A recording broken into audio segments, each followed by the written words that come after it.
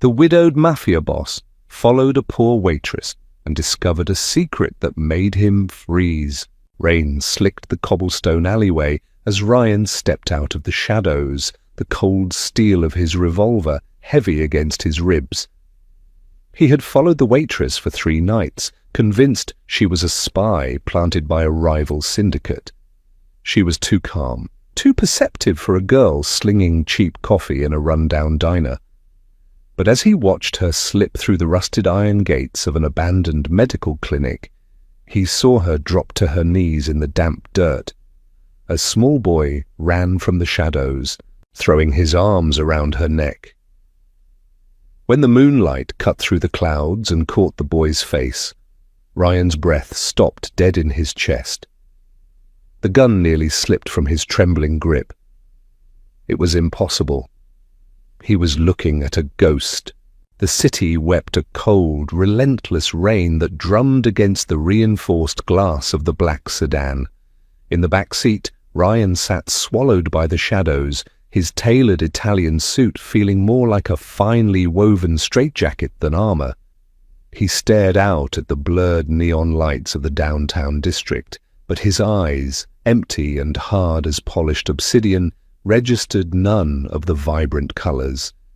It had been exactly 3 years, 2 months, and 14 days since the explosion that had taken his wife, Eleanor, and plunged his world into an endless, suffocating winter.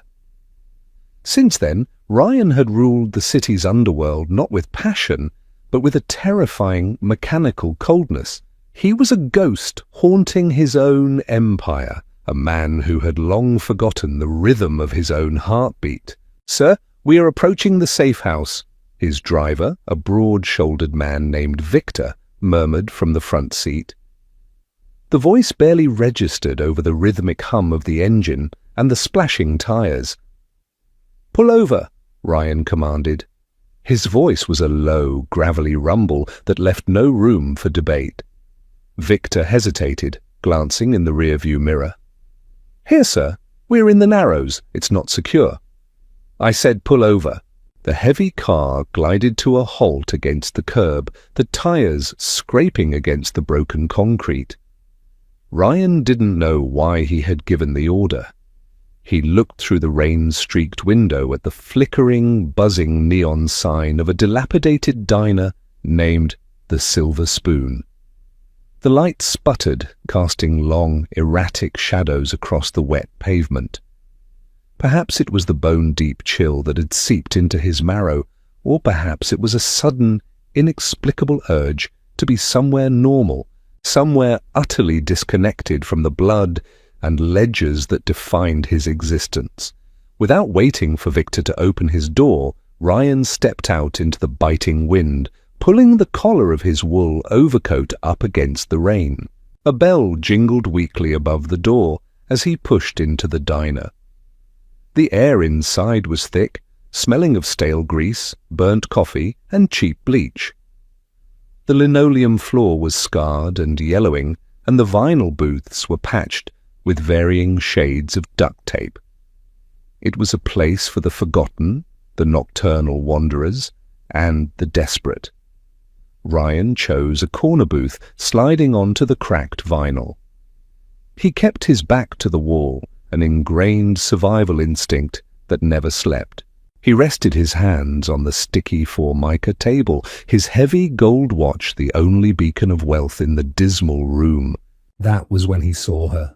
Skylar moved behind the counter with a frantic, exhausted grace. She wore a faded pink uniform dress that was at least a size too big, tied tightly at the waist with a stained white apron. Her dark hair was pulled back into a messy bun, secured by a single wooden pencil, and dark, bruised-looking circles underscored her eyes. Yet despite the obvious exhaustion weighing down her slender frame, there was a fierce, relentless energy to her.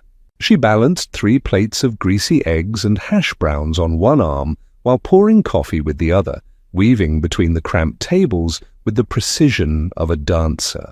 Ryan watched her with detached observation. He was used to analyzing people, breaking them down into threats and assets. but Skylar defied easy categorization. She didn't have the dull, defeated glaze of the usual late-night diner staff. There was a sharp intelligence in her quick glances, a guarded intensity in the set of her jaw. She approached his table, pulling a small, battered notepad from her apron pocket. "Coffee?" she asked, her voice slightly raspy, lacking the artificial cheerfulness usually reserved for customers.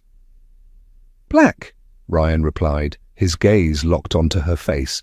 As she leaned over to fill the thick porcelain mug on his table, a loud crash erupted from the kitchen behind her. Startled, Skylar's hand jerked. A splash of scalding hot coffee leapt over the rim of the mug, landing squarely on the cuff of Ryan's immaculate white dress shirt and the exposed skin of his wrist. Silence descended on the immediate area. A few patrons turned their heads, sensing the sudden shift in atmospheric pressure. Victor, who had quietly followed Ryan inside and taken a seat by the door, instantly stood up, his hand sliding beneath his jacket.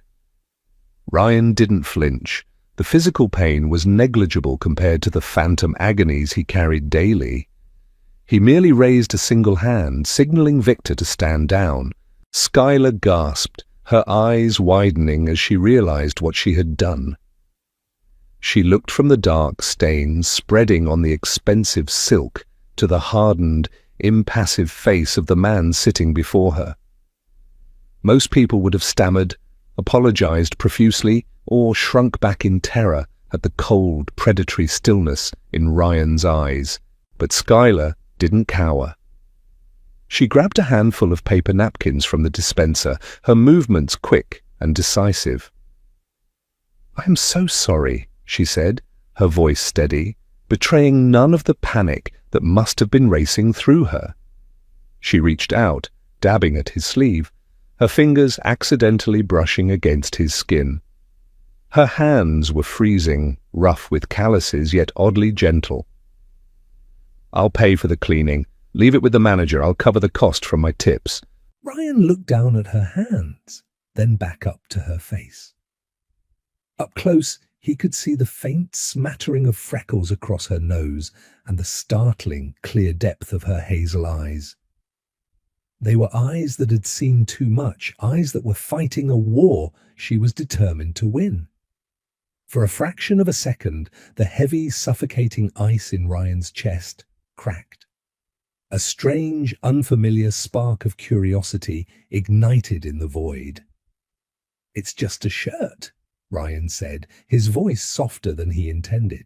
Skylar paused, holding his gaze for a long, heavy moment. She didn't offer a subservient smile. She simply nodded once, a gesture of silent acknowledgement between two survivors, recognizing the battle scars on each other's souls. She wiped the table, left the pot of coffee, and walked away. Ryan sat in the dimly lit corner for the next hour, his coffee turning cold, unable to tear his eyes away from the waitress with the freezing hands and the fire in her chest.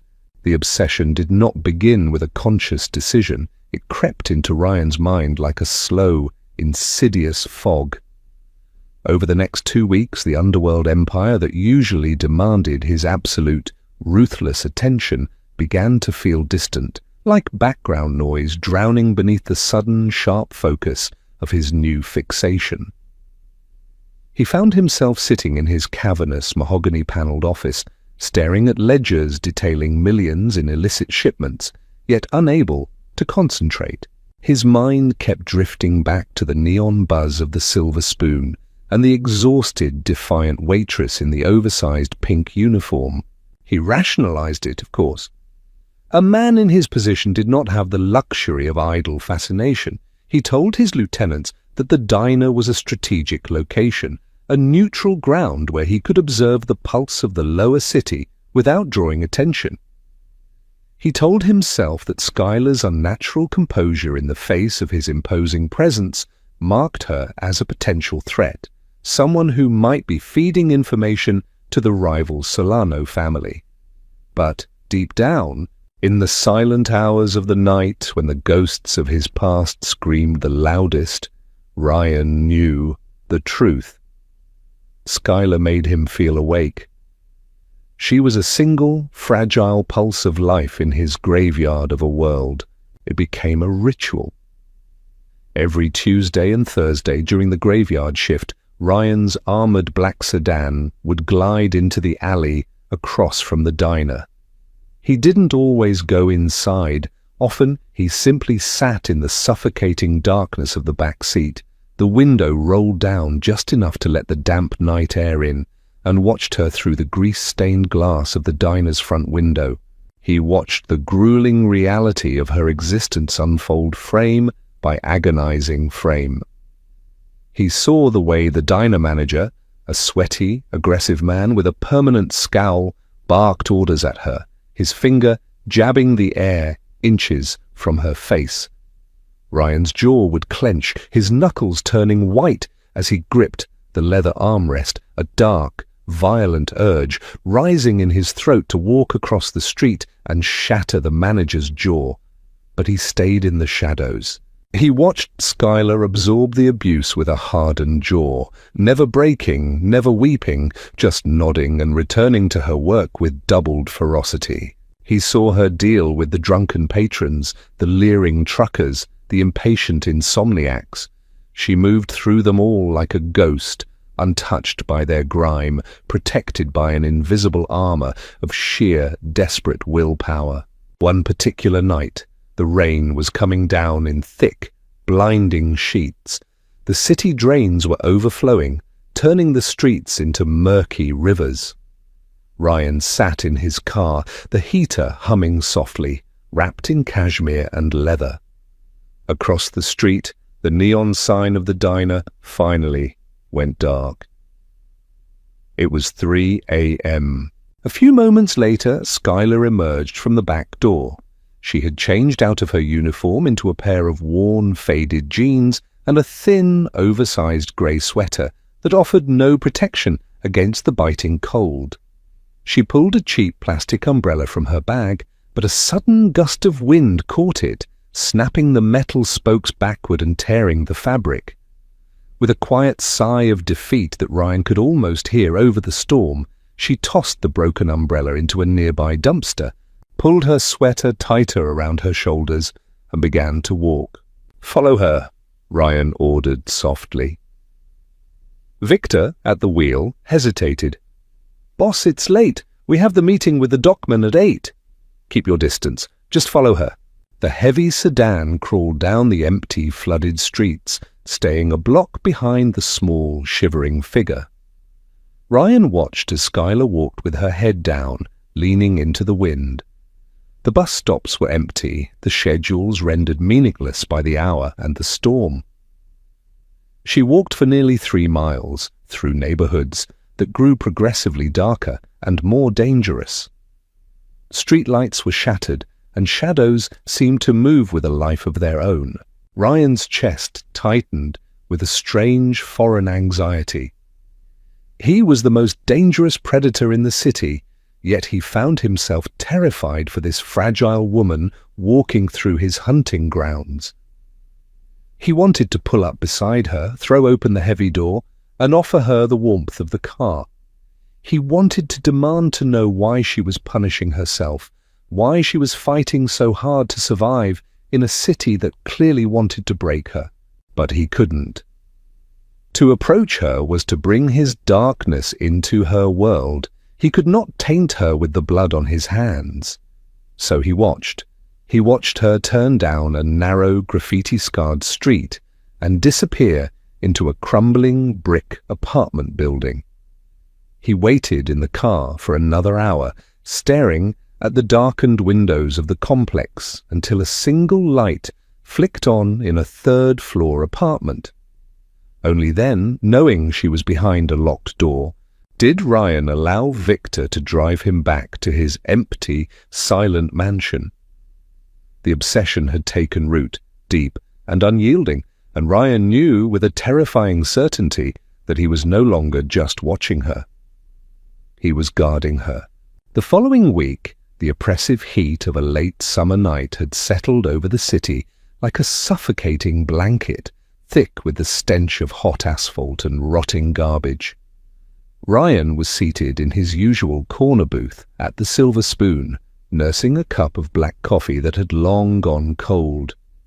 He was reading a file on a smuggling route, but his eyes continually flicked upward, tracking Skylar's movements. The diner was unusually quiet for a Friday night. Skylar seemed more exhausted than usual. Her movements lacked their usual sharp precision, and she kept leaning against the counter, rubbing her temples as if fighting off a severe migraine. Around 2 a.m., the manager yelled from the kitchen, his voice carrying clearly over the hum of the refrigerators. "Skylar, trash! Now, it's overflowing and the health inspector is due next week." Skylar didn't argue. She grabbed a heavy ring of keys, pushed through the swinging doors into the kitchen, and emerged moments later dragging 2 massive, leaking black garbage bags. They looked almost as heavy as she was. She struggled with them, pulling them toward the heavy metal back door. Ryan felt an instinctual twitch in his muscles, a desire to stand and take the bags from her, but he remained seated, his face an impassive mask. He watched through the side window as she propped the back door open and dragged the bags out into the dark, narrow alleyway. A minute passed, then 2. Ryan's eyes narrowed. He looked away from the window, tuning out the soft hum of the diner, pushing his senses into the night outside. Above the ambient city noise, he heard a sound that made his blood run cold, the low, predatory laughter of men who thought they were alone, followed by the sharp, metallic clatter of a trash can lid hitting the pavement. Ryan didn't run. Men in his position never ran. It showed panic. He stood up with terrifying fluidity, his movements silent and measured. Victor started to rise from his seat near the door, but Ryan gave a sharp, subtle shake of his head.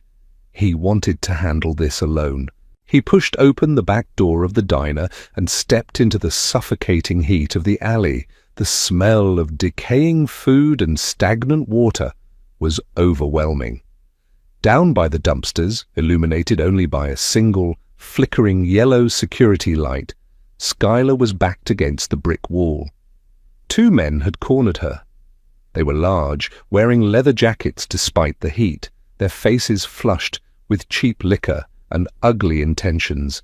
"Ah, come on, sweetheart," one of them sneered, stepping closer, closing the distance. He reached out, his thick fingers grabbing a fistful of her oversized pink uniform. "Just a little break. You look like you need a drink or something else." Skylar's face was pale, but her eyes blazed with a fierce, terrified defiance. She didn't scream. She reached into her apron, her hand clutching something, perhaps a pen, perhaps the ring of heavy keys. "Let go of me," she hissed, her voice vibrating, with a warning they were too stupid to hear. "I said let go." "Or what?" The second man laughed, stepping up beside his friend. "Let her go." Ryan's voice wasn't loud. It didn't need to be. It carried through the humid alleyway like the heavy, resonant toll of a funeral bell.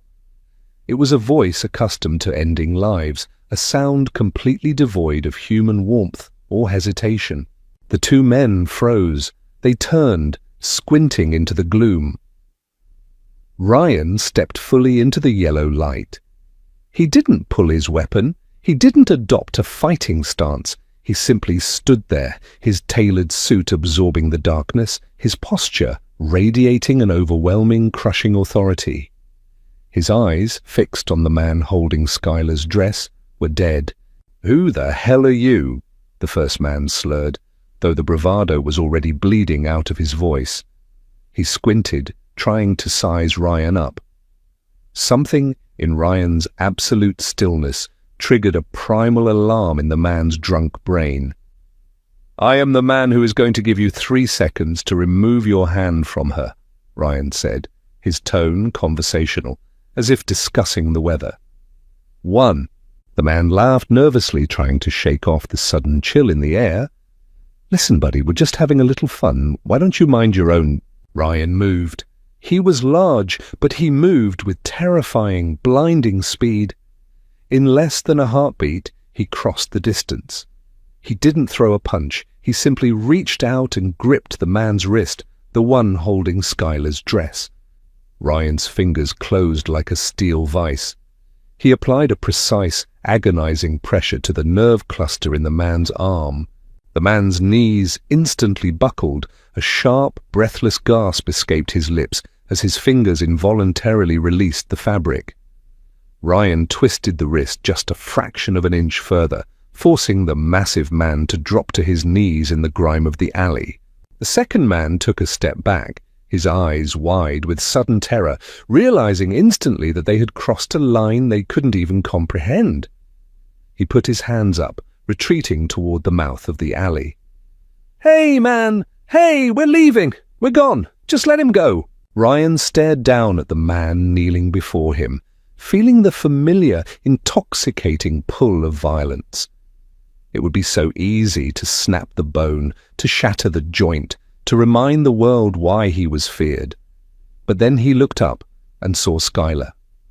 She was pressed against the wall, her chest heaving, watching him with a mixture of shock and a sudden, profound realization of exactly how dangerous he was. He released the wrist. The man scrambled backward like a crab, scrambling to his feet, cradling his arm, and sprinted down the alley after his friend without looking back. Silence rushed back in, heavy and thick. Ryan stood facing Skylar, the space between them suddenly charged with a volatile electricity. He pulled a crisp white handkerchief from his pocket and slowly wiped his hands, never breaking eye contact with her. "Are you hurt?" he asked, his voice returning to its low, gravelly baseline. Skylar shook her head slowly, her eyes tracking his every movement. "No," she breathed. She swallowed hard, straightening her uniform, trying to regain her impenetrable composure. She looked at him, truly looked at him, past the expensive clothes and the quiet demeanor, seeing the apex predator lurking just beneath the surface. "You're not just a guy who likes bad coffee, are you?" Ryan slipped the handkerchief back into his pocket. "No," he said quietly. "I'm not." He turned and walked back toward the diner door, leaving her standing in the light, feeling the weight of her gaze burning into his back, knowing that a line had been crossed, and neither of them could go back. The atmosphere in the Silver Spoon had fundamentally shifted. For the next 3 nights, Ryan sat in his usual booth, and Skylar served him his black coffee, but the silence between them was no longer empty. It was thick with unasked questions, and an undeniable magnetic tension. She knew he was dangerous. She had seen the effortless violence coiled inside him. Yet, contrary to every instinct of self-preservation she possessed, she didn't fear him. When he looked at her, she didn't see a threat. She saw a man who was profoundly, fundamentally broken, carrying a grief so heavy it threatened to collapse his chest. It was 4 a.m. on a quiet Tuesday. The diner was completely empty, save for the 2 of them and the fry cook snoring softly in the back. Rain tapped a gentle rhythm against the large plate glass windows. Skylar approached his table holding a fresh pot of coffee. She refilled his mug, the dark liquid steaming in the cool air of the diner. Instead of immediately walking away as she usually did, she hesitated. She looked at the empty booth across from him. "Sit," Ryan said, his voice a low, gentle rumble. It wasn't a command, it was an invitation. Skylar paused, wiping her hands on her stained apron. She glanced toward the kitchen door, ensuring the manager was nowhere to be seen, before slowly sliding into the booth opposite him. Up close, without the barrier of constant motion, she looked even more fragile. The fluorescent lights caught the deep exhaustion etched into her features, the worry lines bracketing her mouth. "Why do you come here?" she asked, her voice quiet, cutting straight to the core. A man wearing a $3,000 suit doesn't drink $1.50 coffee every night unless he's hiding from something. Ryan didn't flinch at her directness. He picked up his mug, the warmth seeping into his palms. He looked at the black reflection in the liquid. "I'm not hiding," he said slowly. "I'm just resting. The world outside this diner is very loud. It requires a lot of decisions. In here, it's quiet." Skylar watched him, her hazel eyes analyzing his face. "You hurt that man in the alley. You didn't even try. It was like breathing to you."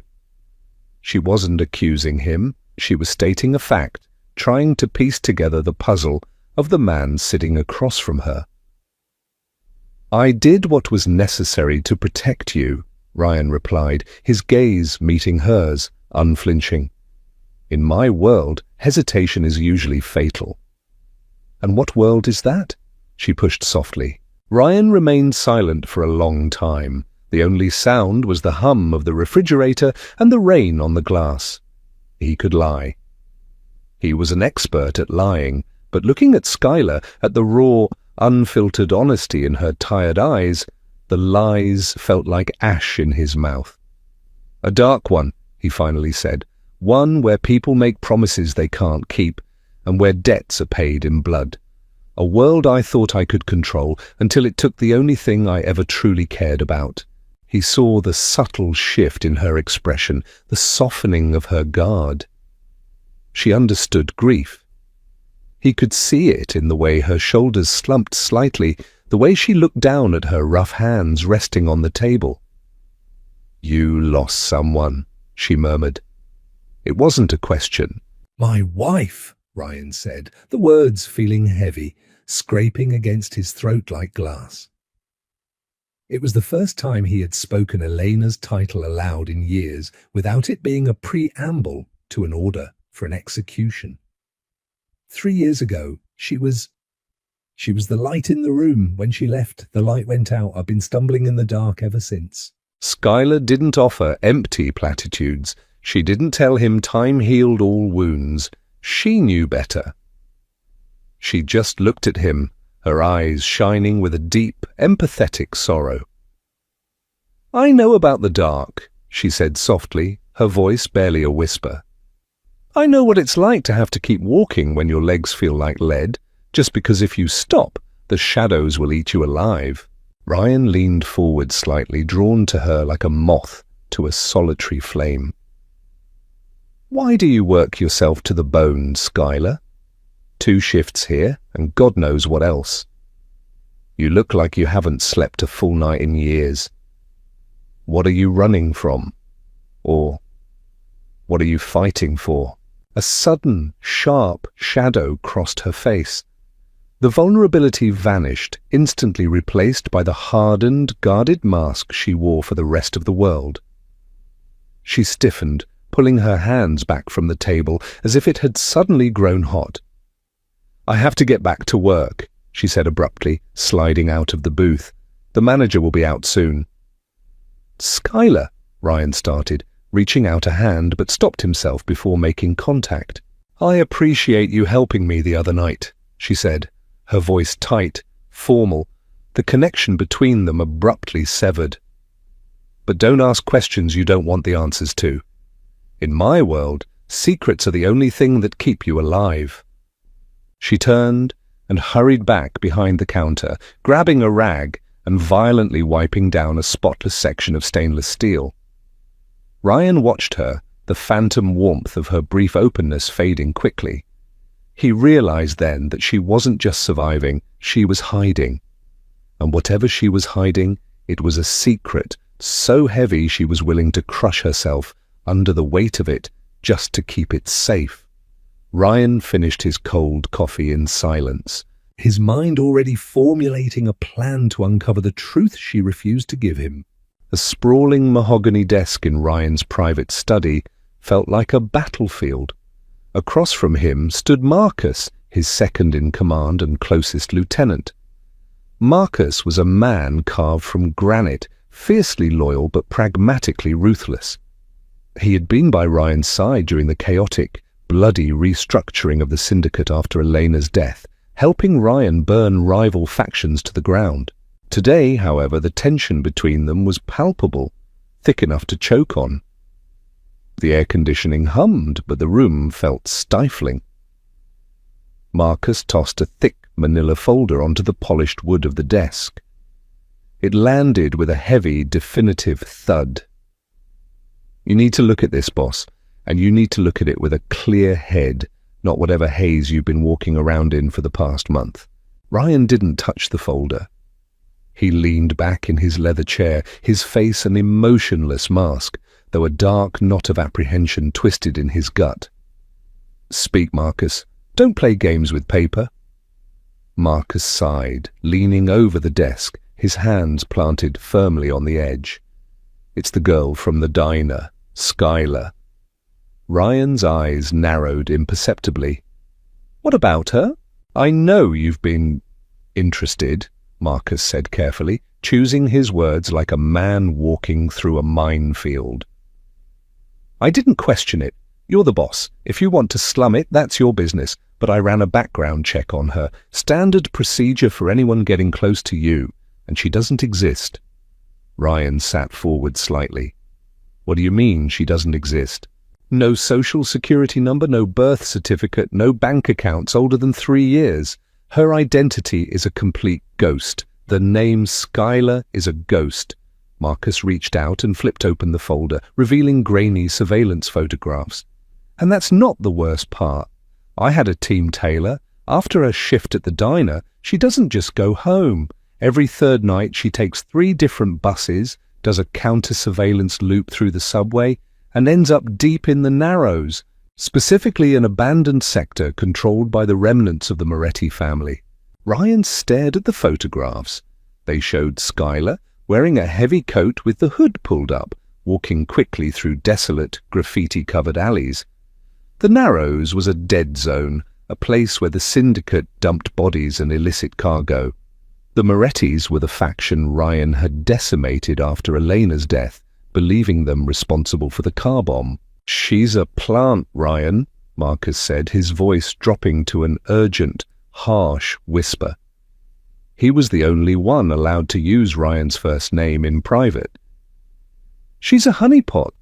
The Morettis knew you were grieving. They found a girl who looked innocent, who played the tragic, struggling waitress, and they put her right in your lap to gather intel. She's spying on you." "She doesn't ask me questions about the business," Ryan said, his voice cold, defensive, though a seed of doubt began to sprout in his mind. "She doesn't have to," Marcus argued, slapping the desk. "She's watching your movements, figuring out your security, getting inside your head. You intervened when those thugs attacked her. You showed her you care. She's found your weak point. Boss, you have to let me handle this. I'll bring her in. 10 minutes in a room with me, and she'll tell us exactly who she answers to." Ryan looked down at the grainy photo of Skylar's face, partially hidden by her hood. He remembered the raw exhaustion in her eyes, the burn scars on her hands from the diner kitchen, the way she had looked at him when they talked about grief. It didn't fit. Master spies didn't work double shifts scrubbing grease off linoleum floors until their hands bled. But in his world, trust was a luxury that usually ended in a closed casket. He had missed the signs once before, and it had cost him his wife. He could not afford to be blind again. "No," Ryan said softly, closing the folder. Marcus stood up straight, his face darkening. "Ryan, you can't let your feelings—" "I said no, Marcus," Ryan interrupted, his voice lashing out like a whip, snapping with the absolute authority of a man who commanded an army of killers.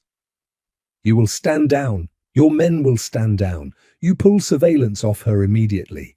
If I see one of your shadows within 10 blocks of that diner, I will consider it an act of treason." Marcus stared at him, shock and anger warring on his face. He nodded slowly, stiffly. "Understood, boss. But if she puts a knife in your back, remember, I warned you." He turned and stormed out of the study, the heavy oak doors slamming shut behind him. Alone in the silence of his office, Ryan opened the folder again. He traced the outline of Skylar's figure in the grainy photo. He didn't believe she was a spy. His instincts, honed by decades of violence, told him she was hiding from the predators, not working for them. But Marcus was right about one thing. She was hiding something massive. Ryan stood up, sliding his custom-built revolver into the shoulder holster beneath his suit jacket. He was going to find out what Skylar was hiding. He was going to follow her into the dark, and he was going to tear down whatever walls she had built, not to destroy her, but because the unbearable thought had taken hold of him. What if she was in danger, and he was the only monster terrifying enough to save her? The night air was thick and oppressive, carrying the sour smell of rain and decay. Ryan had told Victor to take the night off, choosing instead to drive an unmarked, nondescript sedan himself. He had parked 3 blocks away from Skylar's apartment building, waiting in the suffocating darkness for hours. At exactly 2:15 a.m., the side door of the building creaked open. Skylar slipped out. She was dressed entirely in black, a heavy, worn duffel bag slung over her shoulder, weighing her down so heavily she walked with a slight limp. Ryan slid down in his seat, watching her through the rain-streaked windshield. She didn't walk toward the bus stop. Instead, she moved quickly down the alley, melting into the shadows with the practiced ease of someone who spent their life avoiding being seen. Ryan waited a full 60 seconds before stepping out of the car. He moved like a ghost, his dark clothes blending seamlessly into the night. He followed her on foot, maintaining a distance of 1.5 blocks, relying on the sound of her uneven footsteps and occasional glimpses of her silhouette passing under broken streetlights. Marcus had been right about her route. It was erratic, paranoid. She doubled back on herself twice, cut through the basements of abandoned tenements, and rode the subway for 3 stops in the wrong direction before jumping off just as the doors closed. Ryan tracked her through it all, his heart pounding with a slow, heavy dread. Every step took them deeper into the Narrows, a crumbling, forgotten district that the city had left to rot. Finally, she stopped in front of a massive, decaying brick structure. Faded letters carved into the stone above the chained double doors read, "St. Jude's Medical Clinic." It had been shut down for a decade, its windows boarded up, its walls choked with ivy and gang graffiti. Skylar looked around frantically, her breath misting in the cold air, before slipping through a rusted gap in the wrought-iron side gate. She disappeared down a set of concrete steps leading to the basement. Ryan waited in the shadows across the street. He drew his revolver, the cold steel a familiar grounding comfort in his hand. If she was meeting the Moretti remnants, he was walking into a war zone. He checked the cylinder, took a slow, silent breath, and crossed the street. He slipped through the gap in the gate, his footsteps making zero sound on the wet concrete. He descended the stairs into absolute darkness. The heavy steel door at the bottom was slightly ajar. He pushed it open with the barrel of his gun, stepping into the suffocating, stale air of the abandoned clinic. The corridor was pitch black, smelling of mold and old antiseptic. Faint, flickering light bled from beneath a door at the far end of the hallway. Ryan moved toward it, placing each foot carefully to avoid the debris littering the floor. As he drew closer, he heard a sound that made him freeze. It wasn't the gruff murmur of mobsters making a deal. It wasn't the sharp click of weapons being loaded. It was a voice. A small, soft, sleepy voice. "You came back," the voice said, thick with sleep. Ryan stopped, pressing his back against the damp plaster wall just outside the cracked door. "I always come back, baby," Skylar's voice replied, completely devoid of the hardened edge she used at the diner. It was dripping with a profound, desperate tenderness. I told you I would. Ryan leaned forward, inching his eye toward the crack in the door. Inside what used to be a storage room, a battery-powered camping lantern cast a weak, yellow glow. The room was sparse, furnished only with a battered mattress on the floor and a small space heater. Skylar was kneeling on the mattress, unzipping the heavy duffel bag. She pulled out fresh groceries, a carton of milk, and a small, brightly coloured toy car. Sitting on the mattress, wrapped in a thick wool blanket, was a small boy. He looked to be about 4 or 5 years old. He had a mop of unruly dark hair and pale, delicate skin. As the boy reached out for the toy car, the lantern light illuminated his face perfectly. Ryan stopped breathing. The air in his lungs turned to ice. The gun in his hand became impossibly heavy, trembling violently as his iron control shattered into a million jagged pieces. He stared through the crack, his mind violently rejecting the image his eyes were sending it. The boy had deep, expressive brown eyes, a slightly crooked jawline, and a small, crescent-shaped birthmark just below his left ear. It was a face Ryan had seen 1,000 times in old photographs, a face that had haunted his nightmares for 3 years. It was the exact face of his younger brother, Leo. Leo had died in the same car bombing that took Elena. They had been in the back seat together. The police report, the coroner, the ashes, everything had confirmed that no one survived the inferno. But looking at the boy laughing as Skylar handed him the toy, Ryan knew with absolute, terrifying certainty. This wasn't a stranger. This was Leo's son, a son no one in the syndicate knew existed, a son who was supposedly ashes in a grave. Ryan staggered back a step, his heavy boot scraping against a piece of broken glass. The sound echoed down the silent hallway like a gunshot. Inside the room, Skylar froze. Her head snapped toward the door, terror instantly replacing the warmth on her face. She dropped the groceries, shoving the boy behind her, her hand diving into her coat pocket. The secret was out, and the ghost had finally found them. Ryan didn't hide. He couldn't. His legs moved seemingly of their own accord, kicking the cracked wooden door fully open. It slammed against the plaster wall with a thunderous crack, sending a cloud of ancient dust billowing into the lantern light. Skylar screamed, a short, jagged sound of pure terror. She was on her feet instantly, placing herself entirely between Ryan and the boy. In her right hand, trembling violently, she held a long, rusty medical scalpel. Her eyes were wild, blown wide with the frantic, cornered panic of a mother defending her cub. "Stay back!" she shrieked, her voice tearing at the seams. "I swear to God I will kill you! Don't take another step!" Ryan stood in the doorway, an imposing silhouette of death wrapped in darkness. He looked at the scalpel, then up to Skylar's terrified face, and finally, over her shoulder, to the boy peering out from behind her legs, clutching the toy car to his chest, his big brown eyes wide with confusion and fear. The gun in Ryan's hand felt like a live coal.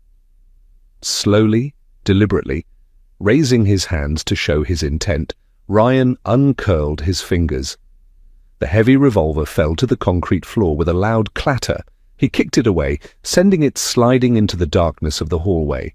He dropped to his knees. The expensive fabric of his suit tore against the rough floor, but he didn't care. The great, terrifying boss of the city's underworld knelt in the dust, his hands resting empty on his thighs, his face completely devoid of its usual cold armor. He looked at Skylar, his eyes shining with unshed tears, his voice breaking as he spoke.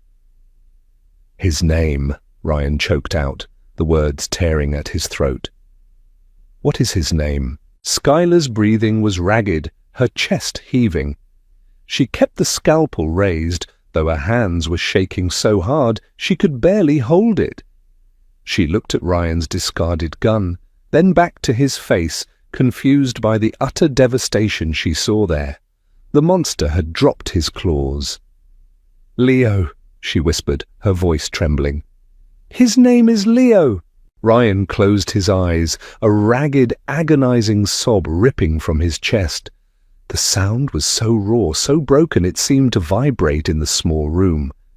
He pressed the heels of his hands against his eyes, the dam of 3 years of frozen grief finally cracking open, flooding his system with blinding pain and impossible hope.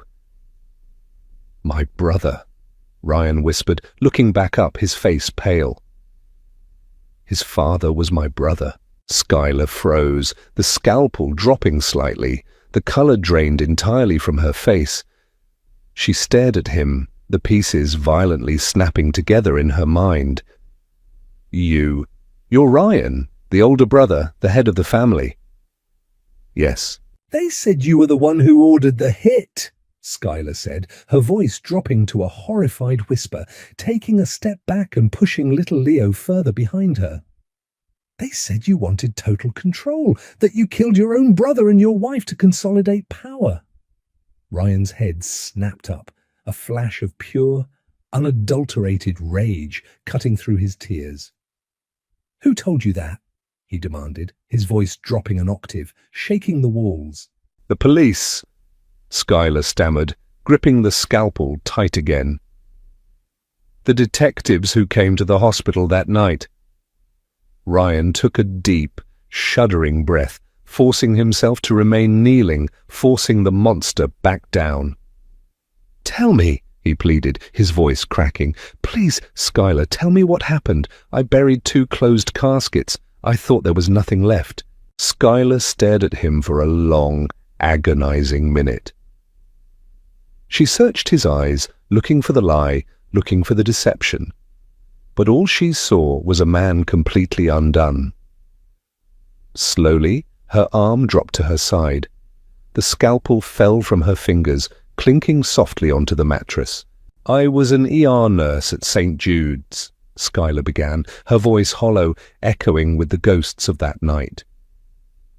"3 years ago, they brought your brother and his pregnant girlfriend in. It was a secret pregnancy. They were trying to get out of the city. The explosion, the girlfriend died on the table, but they saved the baby, an emergency C-section, little Leo." She sank onto the mattress, wrapping her arms around the boy, who buried his face in her neck. A few hours later, 2 detectives walked into the neonatal ward. They didn't ask about the baby's health. They asked where the survivor was. I heard them talking in the hallway. They worked for the Morettis. They said the job wasn't finished. They said the boss ordered the entire bloodline wiped out. Ryan's fists clenched so hard his fingernails dug into his palms, drawing blood. "I knew what they were going to do," Skylar whispered, tears finally spilling down her cheeks. "I couldn't let them hurt him. So I took him. I bypassed the security cameras, wrapped him in my coat, and I ran. I couldn't go to the police. I couldn't go to your family because they told me you were the one who ordered it. I had nowhere to go. I abandoned my life, my name, my career.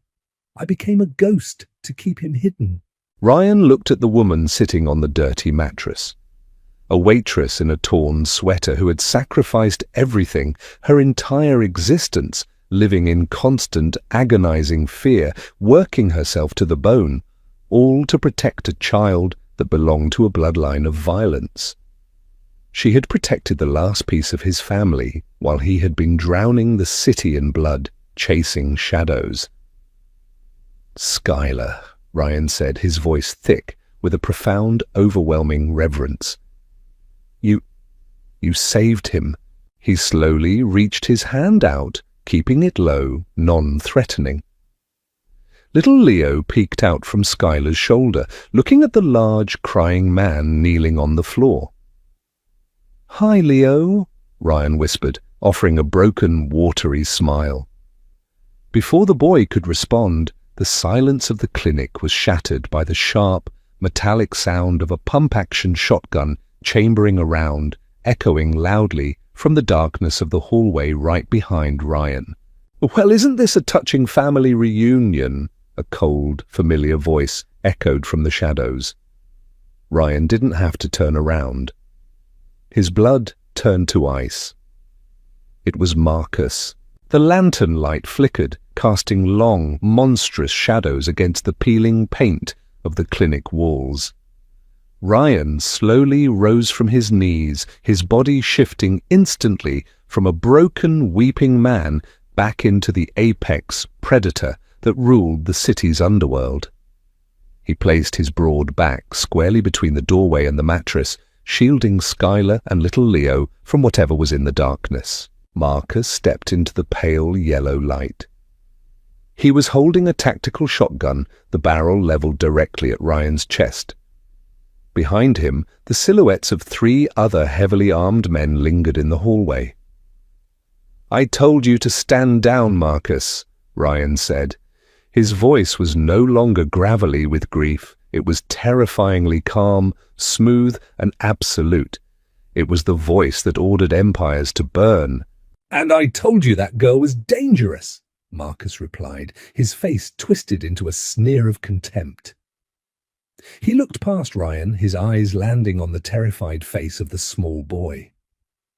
"I just didn't realize how dangerous. The lost heir. That's a loose end I can't afford, boss."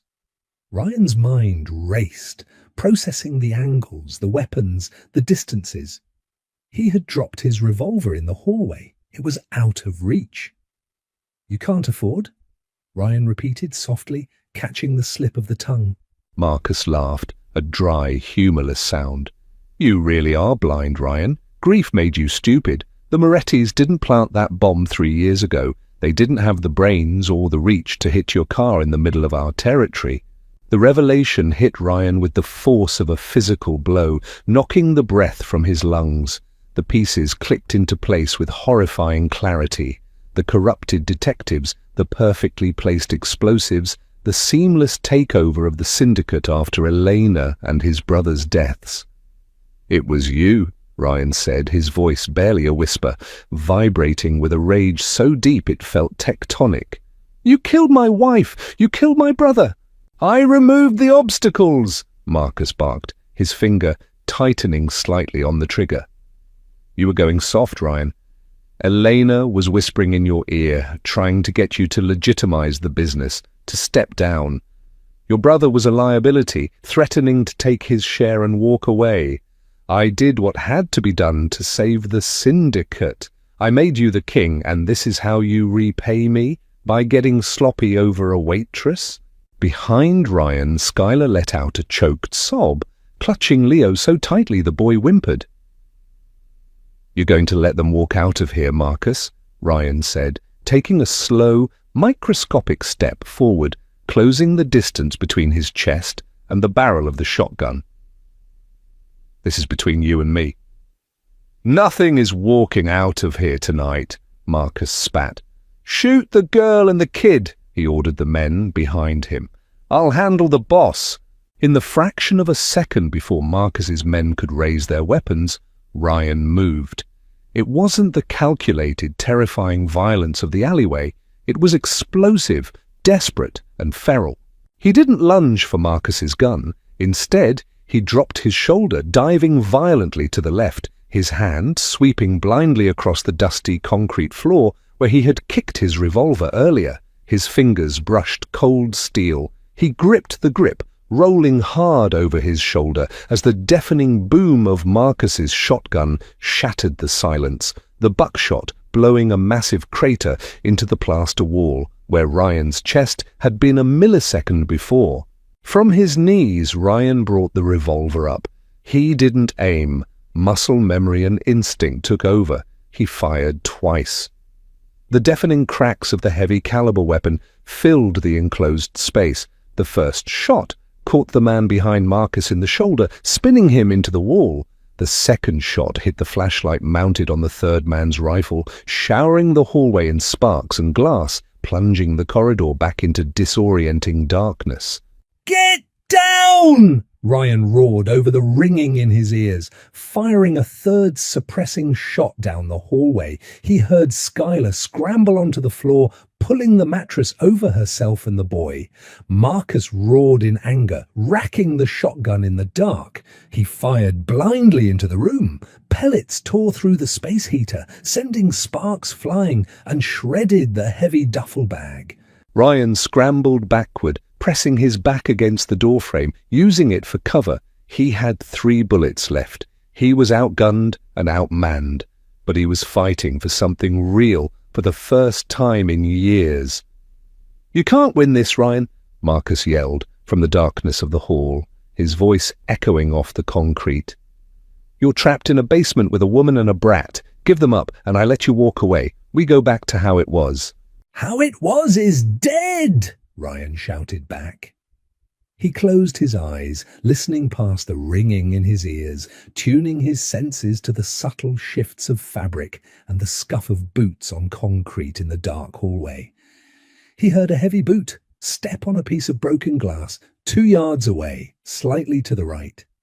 Ryan swung out from cover, extending his arm, and fired twice into the pitch blackness. A heavy, wet thud echoed in the hall, followed by a gargled, choking sound. One of the men went down. Suddenly, a blinding beam of light hit Ryan directly in the eyes. Marcus had clicked on a secondary tactical light, illuminating Ryan against the doorframe. Ryan squinted, raising his gun, but he was a fraction of a second too slow. Marcus leveled the shotgun, a triumphant, cruel smile twisting his face. "Checkmate, boss." Before Marcus could pull the trigger, a silver streak flashed through the air from inside the room. Skylar, fueled by absolute primal adrenaline, had thrown the heavy, rusted scalpel. It wasn't a lethal throw, but the heavy metal handle struck Marcus squarely in the side of the head, cutting his cheek and staggering him backward. His shot went wide, blasting a hole in the ceiling, showering Ryan with dust and concrete debris. It was the only opening Ryan needed. He stepped forward, closing the gap, and fired his final bullet directly into Marcus's chest. The lieutenant's eyes went wide with shock. The shotgun slipped from his hands, clattering to the floor, and he collapsed backward into the darkness, dead before he hit the ground. The last surviving gunman in the hallway dropped his weapon, the sound of retreating footsteps echoing frantically up the stairs and into the night. Silence rushed back into the clinic, heavy with the smell of cordite, dust, and blood. Ryan stood in the doorway, his gun empty, his chest heaving, his suit ruined. He turned slowly, looking back into the room. Skylar pushed the mattress aside. She was covered in plaster dust, her eyes wide, but she was alive, and clutched tightly in her arms, completely unharmed, was little Leo. Ryan dropped his empty gun. He walked over to them, falling to his knees beside the mattress, wrapping his massive, shaking arms around both of them, pulling them into his chest. He buried his face in Skylar's shoulder, the tears finally falling free, mingling with the dust and the blood. The monster was dead. The man had finally come back to life. The dawn broke over the city, not with a sudden burst of light, but with a slow, agonizing bleed of grey that gradually washed the shadows away. The rain had stopped, leaving the streets slick and clean, reflecting the pale morning sky. Ryan sat on the edge of the mattress in the ruined clinic, a thick blanket wrapped around his shoulders. Across from him, Skylar was gently wiping the dust from Leo's face with a damp cloth. The boy, exhausted by the terror of the night, was drifting back to sleep, his small head resting on Skylar's lap. Ryan watched them, a profound, aching warmth blooming in his chest. It was a feeling so foreign it almost hurt. He pulled his encrypted satellite phone from his pocket, the screen cracked but functional. He had spent the last 2 hours making phone calls that would irrevocably alter the landscape of the city. He hadn't called for his men to clean up the bodies. He had called the district attorney, a man Ryan had blackmailed for years.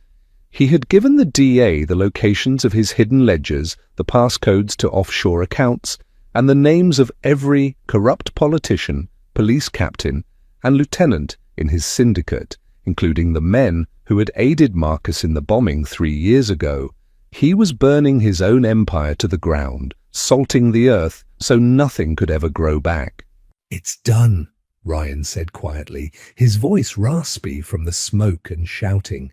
He tossed the phone onto the concrete floor and crushed it beneath the heel of his boot. Skylar looked up, her hazel eyes meeting his. The fear that had defined her existence for 3 years was gone, replaced by a cautious, fragile hope. "What happens now?" she asked softly. Ryan stood up, extending his hand to her. "Now we leave. The police will be here in 20 minutes to secure this location. The syndicate will be tearing itself apart by noon. I have a car waiting a mile from here. Clean plates, cash in the trunk, passports. We drive out of this city and we never look back." Skylar looked at his outstretched hand, the hand of a mafia boss, the hand of a killer, but also the hand of a man who had bled to protect a child he hadn't known an hour ago. She placed her small, rough hand in his. His grip was warm, gentle, and infinitely secure. She carefully scooped Leo up into her arms, pressing him tightly against her chest. Ryan grabbed the surviving duffel bag, throwing it over his shoulder. Together they walked out of the cramped basement room, stepping over the debris and the ghosts of Ryan's past, and ascended the stairs toward the pale morning light. The walk through the waking city was surreal. They moved through the narrows like phantoms, untouched by the grime and the danger that had once defined their lives. They reached a nondescript grey sedan parked in an overgrown lot. Ryan opened the back door, and Skylar laid Leo across the back seat, covering him with her coat. Ryan slid into the driver's seat, the engine purring to life. As he pulled out onto the main road, heading toward the highway that led out of the city, he looked in the rear-view mirror. He saw Skylar looking out the window, watching the skyline of the city, a city that had taken everything from them, slowly shrink in the distance. She turned and looked at Ryan. The heavy, dark circles under her eyes seemed a little lighter.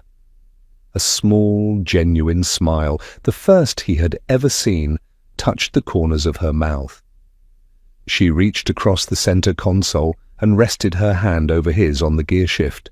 Ryan exhaled, a long, deep breath that seemed to carry the weight of 3 years of agonizing winter out of his lungs. He looked at the road ahead, stretching out into a green, sunlit horizon. The coldness inside him was gone, replaced by the beating heart of a man who had finally found his way home. He wasn't a king anymore. He wasn't a ghost. He was just a man, driving his family toward the sunlight. Sometimes the darkest places we inhabit are the prisons we build from our own grief. And the only way to escape is to be brave enough to care for someone else's broken pieces. Ryan and Skylar's story proves that redemption isn't found in vengeance, but in the fierce, selfless act of protecting the innocent, and that even the coldest hearts can thaw when touched by unyielding love.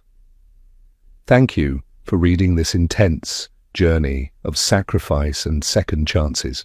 If this cinematic story kept you on the edge of your seat and touched your heart, please leave a like, share it with fellow story lovers, and subscribe for more thrilling, emotionally driven narratives. Your support helps bring more of these vivid worlds to life.